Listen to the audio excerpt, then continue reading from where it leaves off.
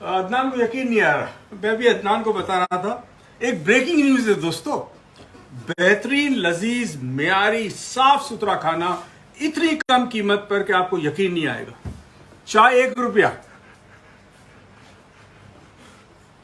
और रोटी 1 रुपए की, सब्जी 4 रुपया, दाल 1.5 रुपए प्लेट, बिरयानी सिर्फ 8 रुपए की प्लेट, चिकन 24 रुपए 50 पैसे की, मछली 13 रुपए की, गोश्त 21 रुपए का। वाह! पता है कहां मिलती है? क्या आप जानते हैं कि ये कौन सी जगह है जहां गरीब और मुस्तहिक लोगों के लिए इतना सस्ता खाना है? मैं आपको बताता हूं दोस्तों, ये ब्रेकिंग न्यूज है।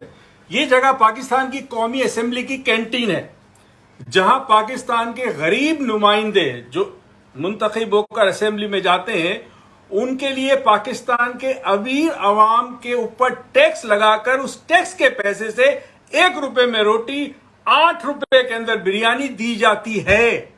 और यह हकीकत है, और उसमें भी जिसकी मर्जी पैसा दे ना दे। तो आप एक काम करें, आप चाहते ना खाना इतना सस्ता आपको मिले, तो सिर्फ एक काम करें, अगले इलेक्शन में खड़े हो, इलेक्शन लड़े, जीते, असेंबली में जाए और 1 रुपए की रोटी और 1 रुपए की चाय आपके लिए होगी। शुक्रिया। ये देख, शॉकिंग है।